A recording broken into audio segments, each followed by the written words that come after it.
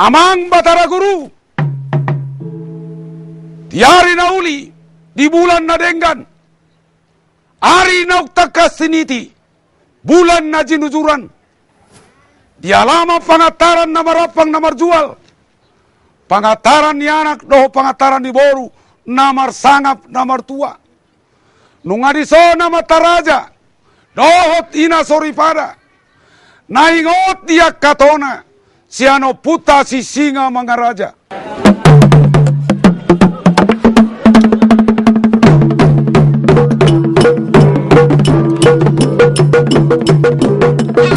Sebagai salah satu pejuang nasional Indonesia yang membela tanah air di ranah kelahirannya, Sumatera Utara, keturunan Sisingamangaraja, khususnya Sisingamangaraja 12, perjuangan dan pengorbanan, serta kepemimpinan beliau yang meliputi berbagai aspek kehidupan, baik dalam bidang militer, spiritual, ekonomi, adat istiadat, dan hukum, patutlah kiranya mendapat penghormatan dan penghargaan yang layak sesuai dengan apa yang telah diperjuangkannya dan dikorbankannya.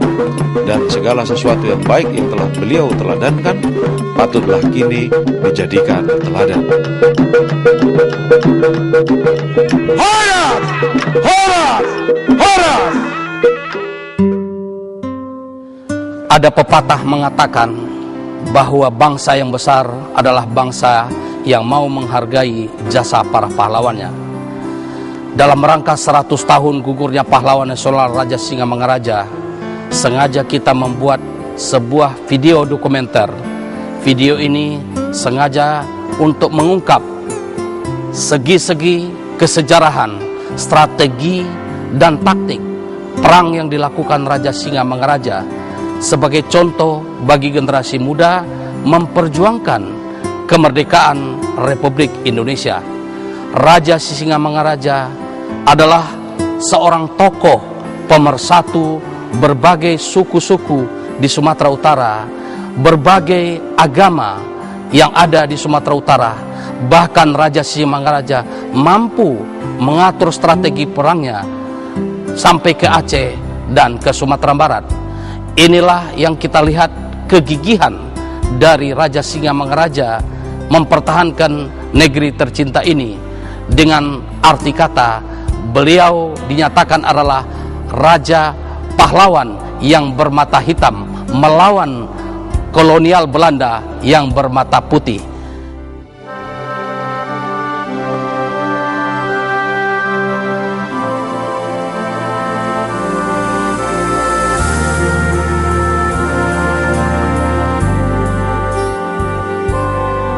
Sumatera Utara adalah sebuah tempat dengan keindahan dan kekayaan alam yang luar biasa. Sejak abad ke-7, Sumatera Utara adalah tempat di mana berbagai negara datang dengan keperluannya masing-masing.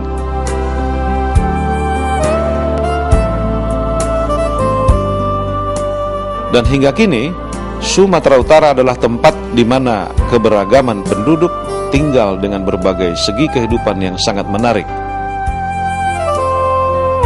Kemajemukan suku bangsa dengan latar belakang ekonomi dan budaya serta agama yang beragam tersebut memberi citra tersendiri. Sejarah membuktikan bahwa keindahan dan kekayaan Indonesia, termasuk tanah Batak, menjadi daya pikat tersendiri bagi bangsa lain untuk datang. Namun sebagian besar dari kedatangan berbagai bangsa zaman dahulu ternyata ada yang mempunyai maksud-maksud tersendiri, seperti kedatangan Belanda yang mengakibatkan pecahnya perang di tanah Batak.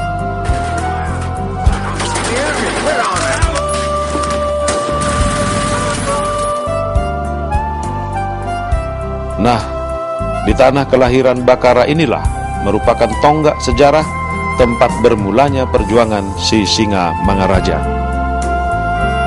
Bakara berada di bagian barat daya Danau Toba dengan dinding-dinding gunungnya yang bertirai embun serta lembah curamnya yang dibelah riak sungai.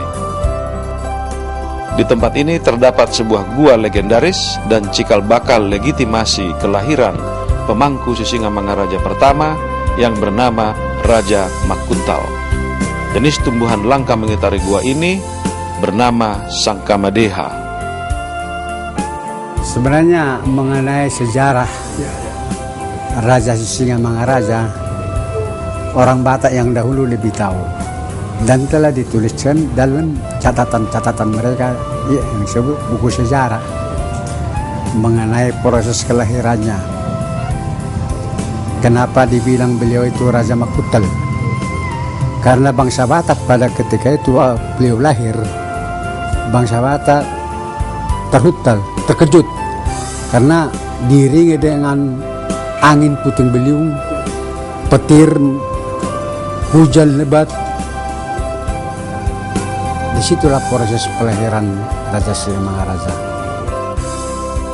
Sejak kedatangan bangsa Portugal dan Spanyol pada abad ke-16 Tarikh Masehi inilah dinasti Sisingamangaraja dimulai.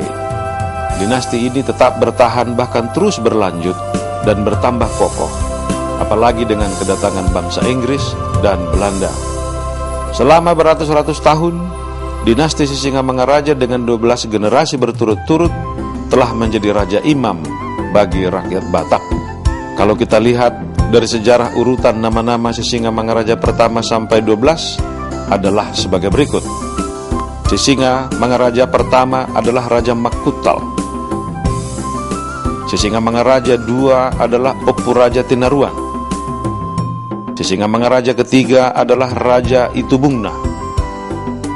Sisingamangaraja IV adalah Tuan Sori Mangaraja. Sisingamangaraja kelima adalah Raja Palongos. Sisingamangaraja keenam adalah Raja Pangulbuk. Sisingamangaraja ketujuh adalah Opu Tuan Lobut.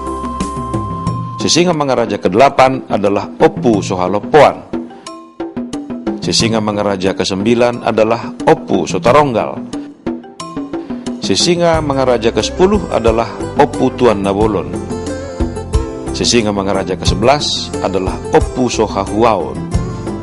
Sisingamangaraja 12 adalah Opu Pulau Batu, gelar Batuan Bosar. Pisu Kajero IV adalah pisu pusaka kerajaan Sisingamangaraja. Pisu ini bermula dari Sisingamangaraja pertama, yakni diterima dari Raja Uti. Itu adalah pesan yang disampaikan kepada Raja Sisingamangaraja bahwa beliau sebelum jadi raja harus mengambil beberapa barang-barang pusaka dari Raja Uti, antara lain pisu Kajero Pak, Pujur Seringis, tabu-tabu Terakulang. Dan pada saat Raja Sisingamangaraja sampai ke tempat Raja Uti, kemudian menyampaikan apa maksudnya dan segala macam cobaan, Raja Uti memberikan pisau ini kepada beliau, bahwa apa yang disebut pada awalnya semua harta pusaka itu diserahkan pada Raja Sisingamangaraja pertama. Dan mulai saat itu beliau sah menjadi Raja Sisingamangaraja yang pertama. Kemudian pisu Kajero Pak ini dipergunakan di setiap acara pemilihan Sisingamangaraja berikutnya. Jika ada anak Sisingamangaraja lebih dari satu orang, maka acaranya itu harus menunjukkan tiap orang, siapa yang mengikuti upacara terakhir harus bisa mencabut pisu Kajero Pak. Mereka yang bisa mencabut dan menghunus pisu Kajero Pak dengan sempurna, dialah yang disahkan menjadi raja. Sejak meninggalnya Sisingamangaraja 11, yaitu Opu Sohahuaon, maka pemerintahan dilaksanakan oleh Raja Perlubuk, yaitu anaknya yang tertua. Sedangkan Batuan Bosar gelar Opu Pulau Batu masih berusia kira-kira 10 tahun di bawah usia Raja Perlubuk. Tetapi setelah berjalan beberapa tahun, kemudian ada hal-hal yang memaksa harus adakan pemilihan siapa jadi Sisingamangaraja. Diadakan upacara tersebut, upacara Markodang, ternyata yang dapat menjawab pisu Kajero IV dan sempurna adalah adiknya, yaitu Batuan Bosar, dan disahkanlah beliau menjadi Raja Sisingamangaraja 12. Sisingamangaraja 12 adalah seorang pejuang sejati yang anti penjajahan dan perbudakan. Ia kesatria yang tidak mau mengkhianati bangsa sendiri demi kekuasaan. Ia berjuang sampai akhir hayatnya. Sejarah mencatat bahwa sepak terjang Sisingamangaraja bersama rakyat ketika itu sangat tidak masuk akal, karena selain tidak memiliki alat perang yang tidak secanggih Belanda, medan perangnya pun sulit dilalui. tetapi beliau pantang menyerah, seperti dalam pertempuran di Bahal Batu, di Balige, di Pinto Samosir, di Sepoholon, di Simanulang Toruang, di Uluan, di Sipangan Bolon Girsang. Persenjataan umpamanya itu Belanda sudah menggunakan itu persenjataan yang disebut semi otomatis, sedangkan tentara Singamangaraja waktu itu masih senjata yang malah pakai itu senjata kuno ya, dan lebih banyak menggunakan pedang, panah maupun tombak.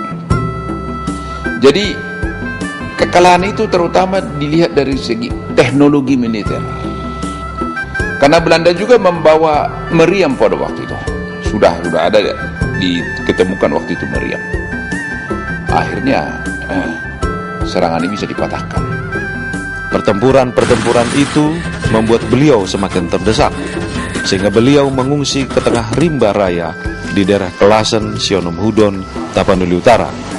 Beliau juga bersembunyi di goa-goa supaya tidak tertangkap oleh Belanda.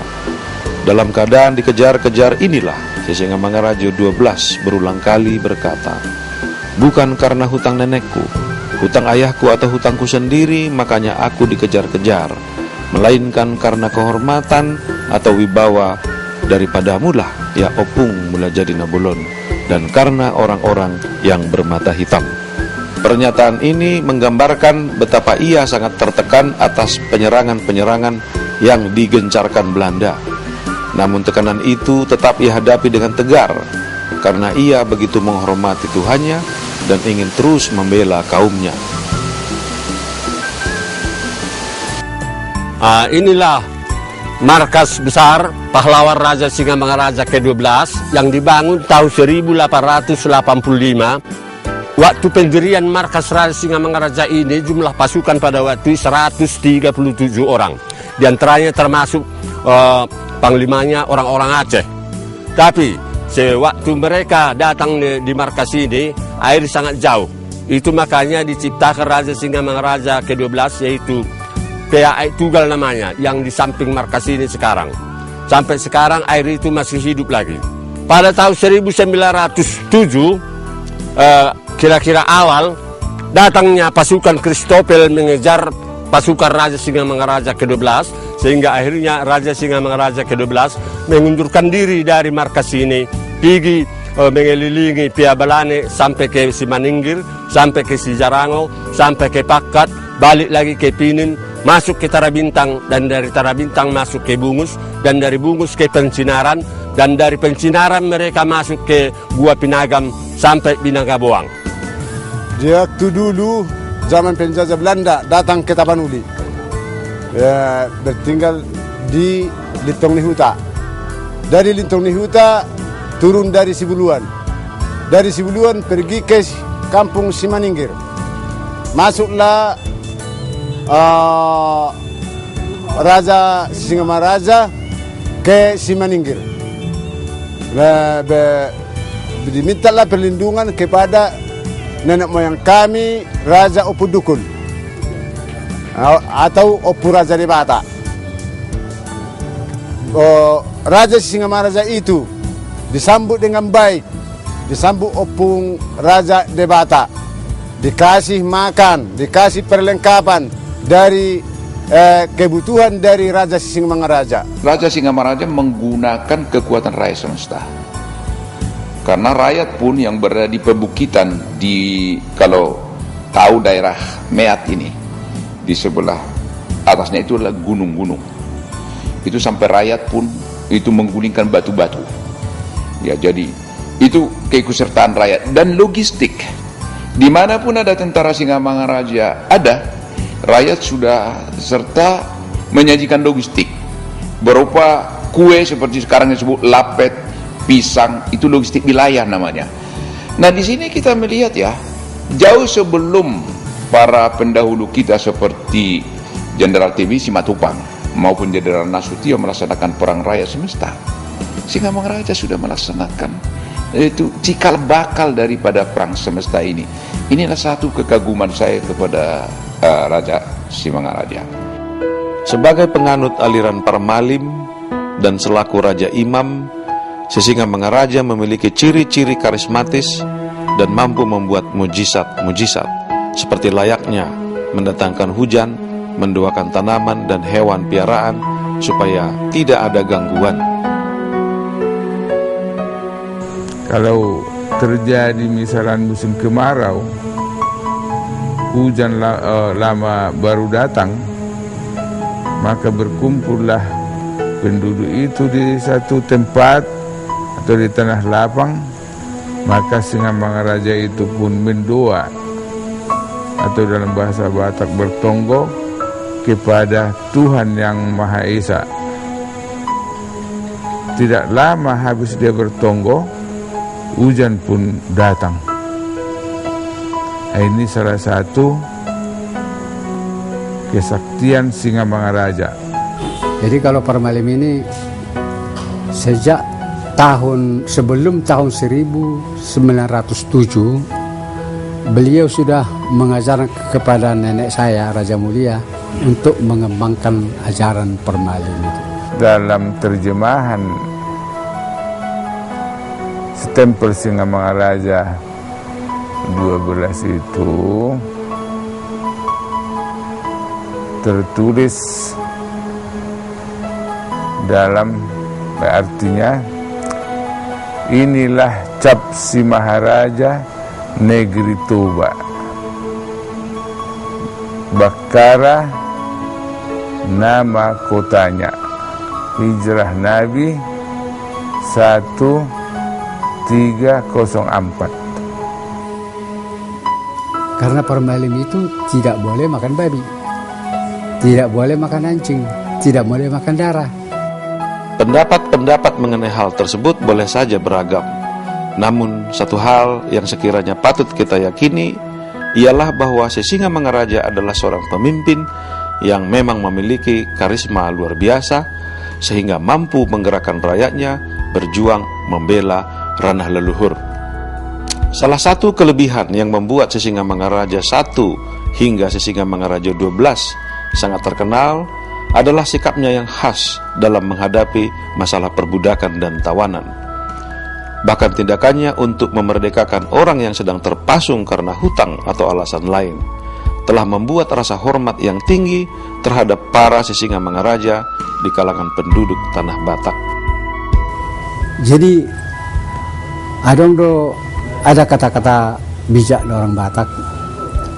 Kalau raja di depan dikejar, raja di belakang dinanti, ditunggu, raja di tengah harus dikerumuni. Nah, jadi itulah sifatnya orang-orang bijak, jadi raja-raja di tanah Batak. Jadi tidak minta penghormatan yang besar-besar dari masyarakatnya. Ya Anda lihat sendiri peninggalan Singamangaraja sampai sekian, apa yang ada. Harta beliau yang ada di Bakara, di bumi Angus Belanda, sawah kebun dikuasai orang lain. Singamangaraja ini adalah raja yang dicintai rakyat dan raja yang dihormati. Kalau beliau pergi ke suatu daerah dengan tidak dikomando, penduduk-penduduk itu sudah siap menyiapkan makanan, sudah siap menyiapkan perbekalan. Apabila beliau berkunjung ke daerah lain, maka yang pertama kali beliau lihat di daerah itu, siapa orang di sana yang terkucil, siapa orang di sana yang apabila terpasung.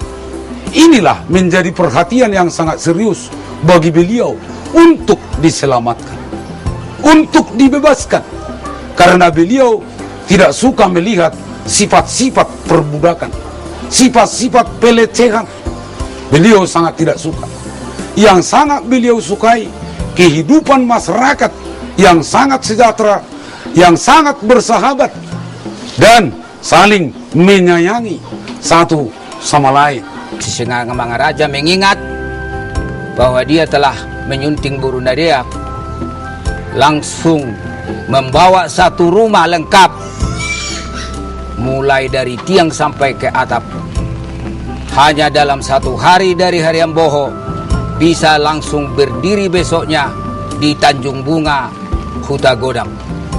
Karena apa?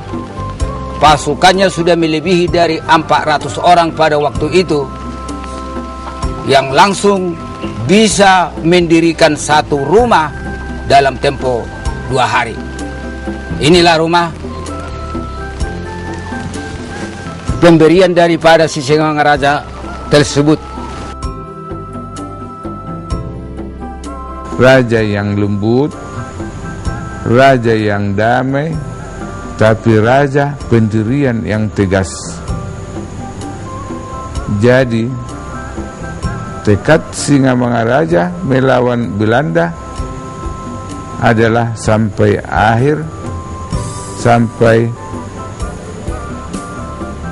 titik darah yang penghabisan,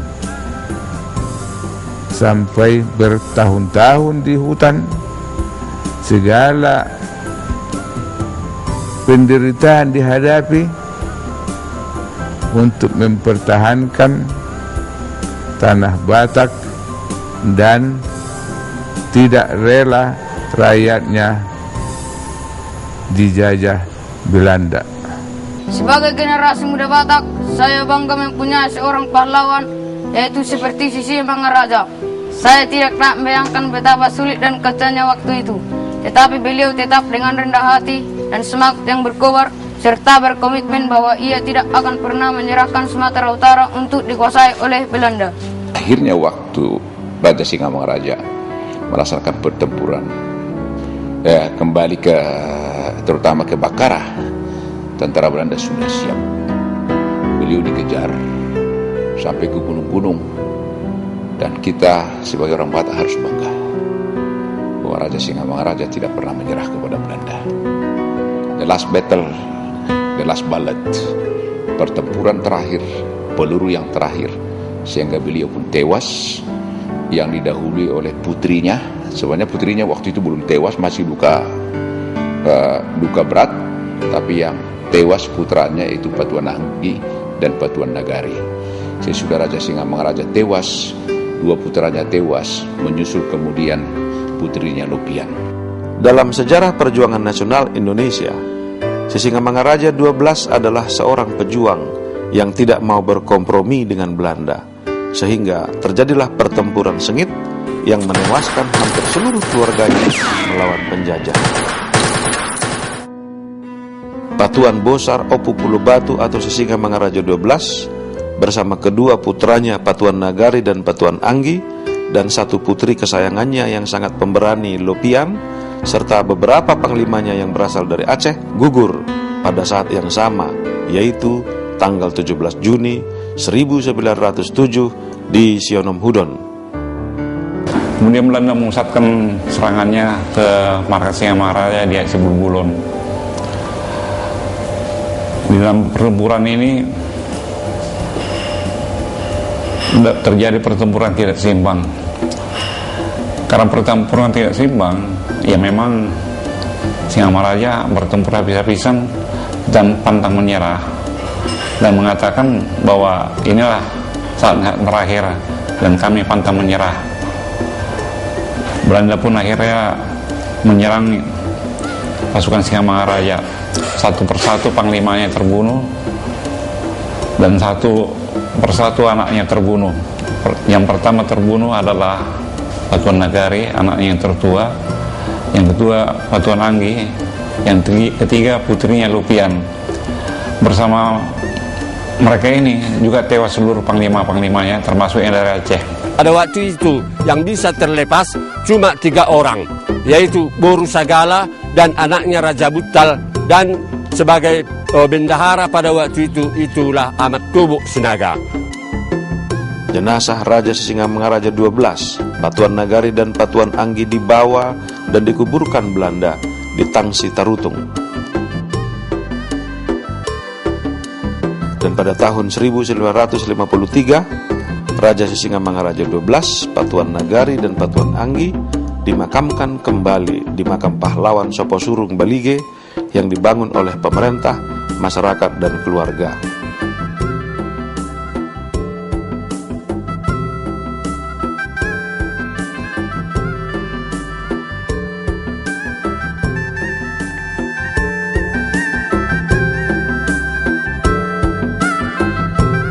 Digelari pahlawan kemerdekaan nasional dengan surat keputusan pemerintah Republik Indonesia nomor 590 tertanggal 19 November 1961. Terhadap generasi muda Indonesia sekarang ini, pesan yang pokok dalam perjuangan Singamangaraja melawan penjajah sampai titik darah penghabisan, boleh dikatakan supaya pendek semacam nolime tanjere seorang rara abis, artinya sikap bebas melawan sikap budak dari seorang yang seperti burung tinggal merupakan jenis yang langka di kalangan pejuang-pejuang semacamnya.